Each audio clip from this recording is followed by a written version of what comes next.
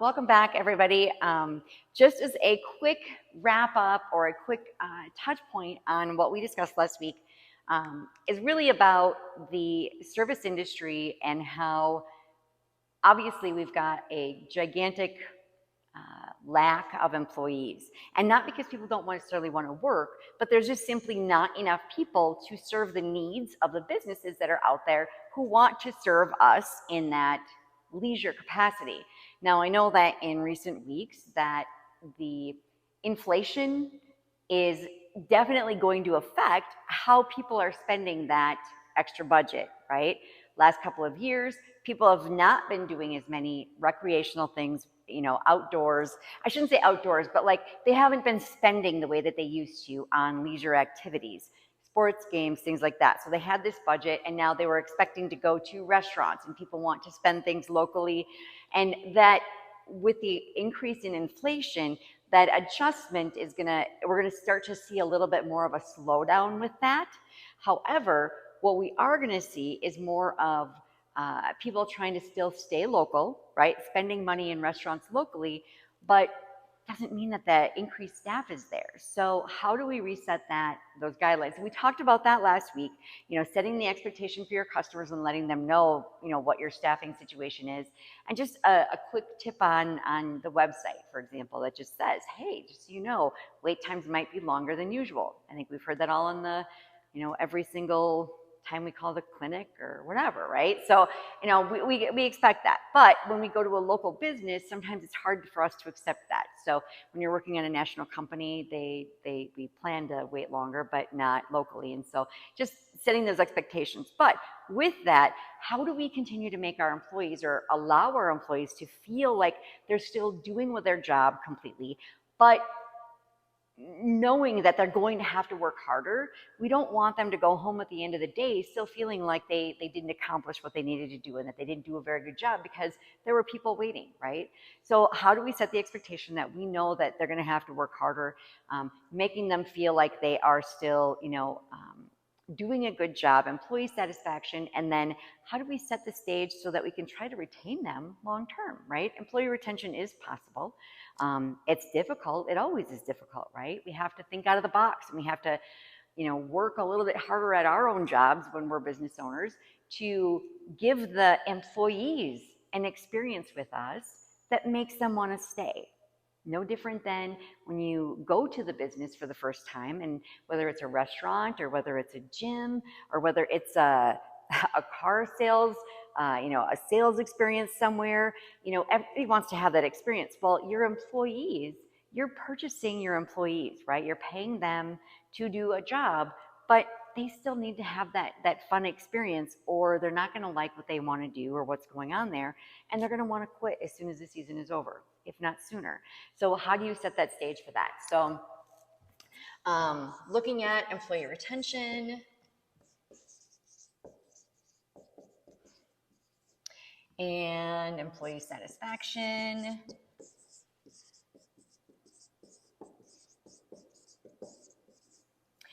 So what are some ways that we can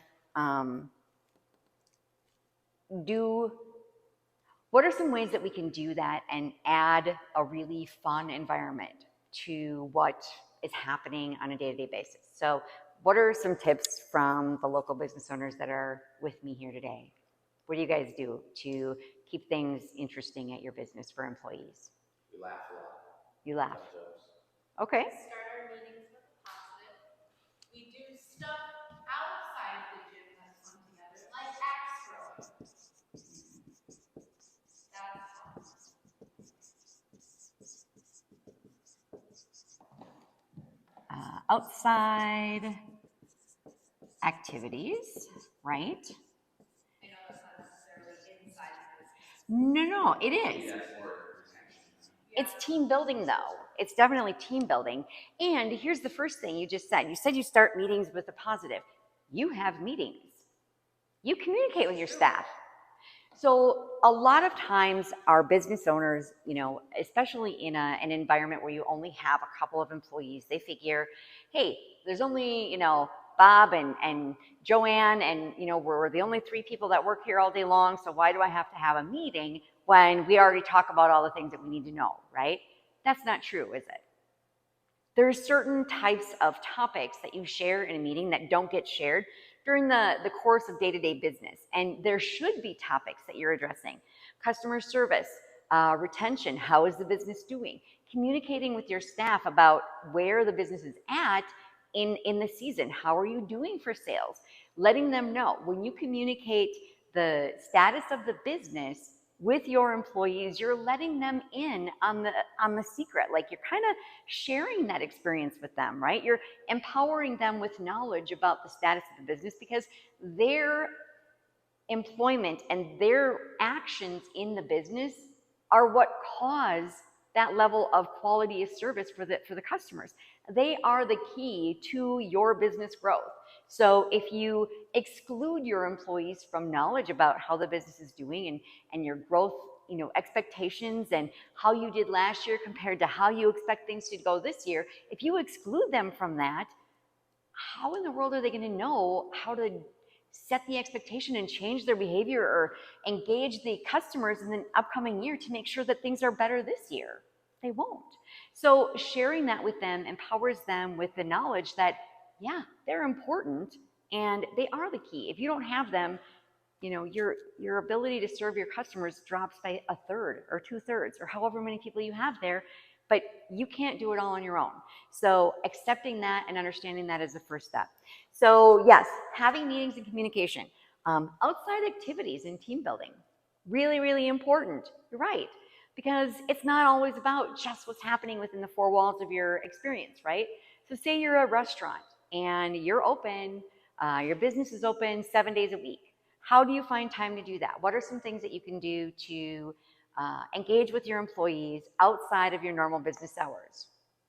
Maybe early morning paddleboarding, right? If you are a service-based industry and you're, in a setting, and we're in Wisconsin, right? So there's a lot of places that have, resorts and, waterboarding, kayaking, activities like that. Maybe it's a matter of coordinating with a local business that may be next to you that does rentals, and maybe they would offer like a rental for free, right, for your employees. Maybe you could coordinate that and use that as an employee benefit. So think out of the box a little bit about what there is to do in your community. Maybe it's a free camping pass. Maybe you kind of tailor it based on however many staff that you have. That level of engagement or that level of offering might vary based on what you do and how that looks, but find something that you can do with your staff outside of the workforce, out of the workplace, and just have fun, right?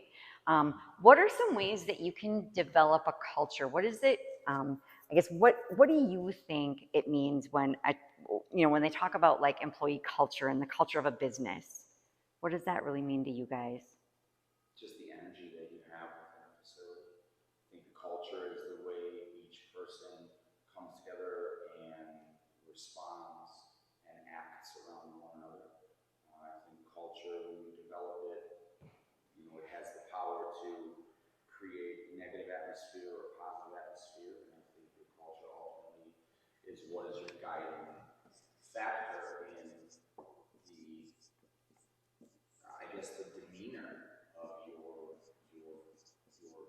business, your facility, your team,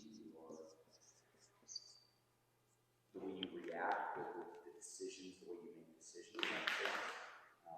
Absolutely, 100%, all day long. It's such an important piece of that puzzle within a business, and in creating that culture of your business is a really big piece of your marketing strategy.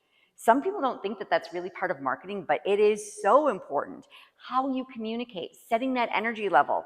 Do you allow employees to come in and just kind of let off steam and be really negative about things that happened outside the workplace, like maybe earlier in the day if they're having a bad day? Or do you set the expectation that, hey, once you come here, you take off your home hat, right? You put that coat there, and you get into your workout, you know, your uniform for work, and now I'm in my work persona, and I'm going to be happy, and I'm going to smile even if I'm not feeling like it, and I'm going to put those things out of mind for now, right? Because all of that stuff will be there when you get done with your shift, but you need to be present in the moment so that you can give your customers the best possible experience. And that stems from, it stems very directly from how the owner's behavior is themselves. I love that you say that because I think the culture is so important. I mean, back when I was working for an organization, the culture was huge. I would read their website, read the things that they said about what they do, what the employee perks and the benefits were, right? And now as a small business owner, you bet the moment my employees walk through the door, hi, how are you? How was your day yesterday? Let's take 10 minutes to catch up. So even if you're not in a corporate culture, you still can create that environment, a positive working environment, even with a small team. And it's imperative to take those 10, 15, 20 minutes, get to know about what's going on in their own lives. That's a really good point, Ashley. And, you know, as a business owner, when is the last time that you actually asked genuinely a question to your employees about, hey, how are things going? You know, had a genuine 10-minute conversation with them. It seems like a big deal depending on the size of your organization, but I can tell you that if you spend that 10 minutes with them and make them feel like they are valued because you ask them from a place of authenticity how they're actually doing and show that you care, that will go much further in employee retention and keeping them long term than any amount of money that you pay them. Because most people, if they are in a horrible situation job, maybe it's not the type of job, but maybe it's just the overall negativity in the environment and the you know what they're surrounded with on a daily basis. There's usually no amount of money that you can pay people to stay in that environment. They will tell you straight up, there's nothing you can pay me to keep me right now, right? So we mentally have a limit on what we can actually tolerate in that environment, and what we should have a very strict limit on what we are willing to tolerate, and you know, making sure that we're abiding by that and staying true to ourselves. But it all stems from how the owner behaves and how they set that expectation themselves.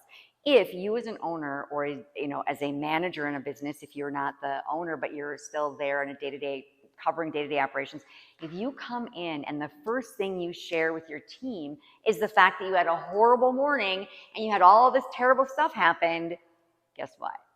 You've just unloaded all your junk onto your team. You feel better, and guess what? Now they're all dragging your junk with them all day long, right? You got it off your shoulders. Don't ever do that with your team. Management 101, never share those things with your, right. Don't share that with the members.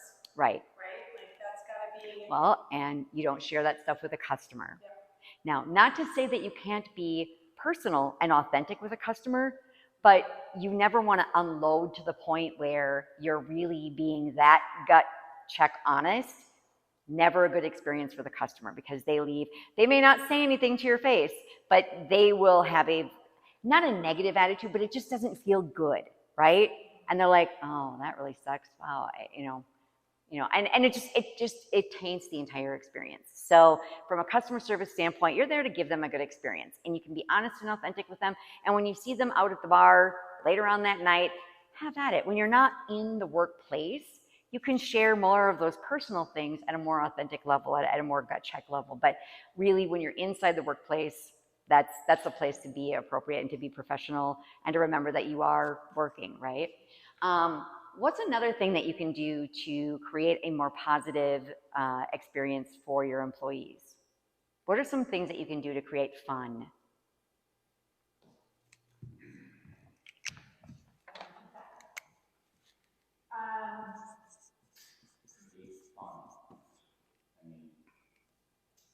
Contest, yeah. Trying to think. Just simply like doing employee like lunches together once a week, right? And you treat them to lunch, bring it in. Uniform themed. So, I'm just thinking out of the box, okay? Oh, gotcha. Right. Colors. So, like, have a Saturday, week, Sunday, yes, Yes. or it's, Love that. right. Or, if you are a more rustic kind of venue, restaurant, hotel, whatever it is, retail store, have everybody wear overalls, right? I mean, how fun would that be? Or make a plaid, like a plaid shirt, wrapped around your waist, be part of it. Have fun with those kinds of things. Give everybody a nickname. Let them choose their own nickname for the week. What's your theme of the week? What's your word of the week? But let the employees have some fun. Give them autonomy to allow them to be part of that experience, because when they're enjoying work together, that energy is going to be shared with your with your customers, and your customers are going to feel it, and they're going to be excited. So it's like when you can get your people excited when they're working, that's automatically going to share over and spill into the customer experience as well. There's no way that they can be having fun and your customers aren't going to have fun, regardless of what you sell. As long as people are having fun and laughing, it's going to be a good experience, right? Contests. You can do employee contests. Make it simple, not anything super complicated, right? It could be a matter of, who gets the most appetizers sold this week, right? Or how many more, credit card applications can you get? Whoever gets the most credit card applications gets a big cone from the local ice cream store. Make it simple, but make it fun and make it different, something that keeps it interesting. Now, if there's it has to be tied into what your goals are for the business, right? It has to be overall benefiting the business. And it also has to be something that's taught. So if you're not keeping track of it and not keeping a score, then that also doesn't help, right? If everybody's like, well, nobody gives it away. But then make sure that you're consistent with your follow through in the season, so that every Monday morning you check in, or every time you have your weekly meeting, you check in and you're going through those stats. And then also make the scorecard visible. When you are keeping score, visible scorecard. Yep. And I'll tell you that. So in my business, I work with clients who are trying to encourage their customers to or their employees to ask for customer reviews. Okay. Sometimes that seems like a difficult thing to do. And in a service-based industry where you're working with people, throughout the day, there's a lot of people that you talk to, and to try and get that routine of asking about something and into that space is very difficult sometimes. And I think about companies like up here in the Midwest, we've got Quick Trips, right? And how many times do you go into Quick Trip and they don't ask about the featured thing of the day? Never. They always ask, right? Did you want to ask do you have your rewards card? Did you want to add a hot dog to that? Do you want to add the brownie today? Whatever it is, they ask. No matter where you go and no matter which station you go to, always they ask. So having that kind of consistency, because they're getting scored on it, and the managers hold the team accountable. So having a visible scorecard for whatever incentive it is that you're trying to get out of it, whatever growth opportunity there is, then it has to be visible, and you have to be able to tally it, but keep it super simple. Tally board and on the wall, whatever it is in your office, but then make it fun. There's a lot to be said for having fun in your environment and just being authentic and being real with who you are. And the right kind of customers will be automatically attracted to you. But part of this is communicating that culture to the people that you want to attract. So do you always have employees walking through your door? No. More often we have them leaving, right? So you've developed a great culture.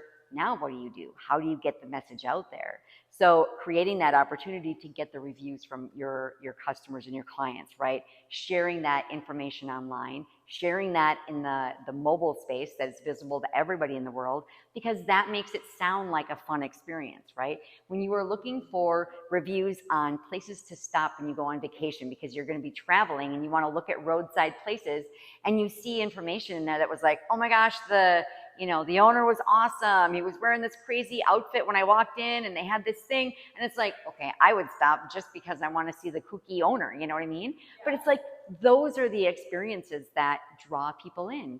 And yes, it may be one time, but if you can draw in 30,000 people once, that's a win, you know, if you're that kind of an attraction, and you're trying to drive that you know, excitement for coming again.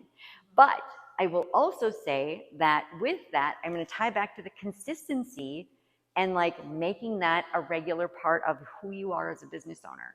If you're a brand new manager and you're taking over a business for the first time and you're just getting started, or, you know, just getting into the routine of things, you have the ability to create a new culture. But you're still going to have people who think about what it used to be like, right? And maybe it wasn't quite as positive of an experience. So, you know, setting that standard and making sure that you're very consistent with how you maintain that is really, really key. If you don't do that, you will lose people, and people lose confidence in you. And I say people, I mean employees.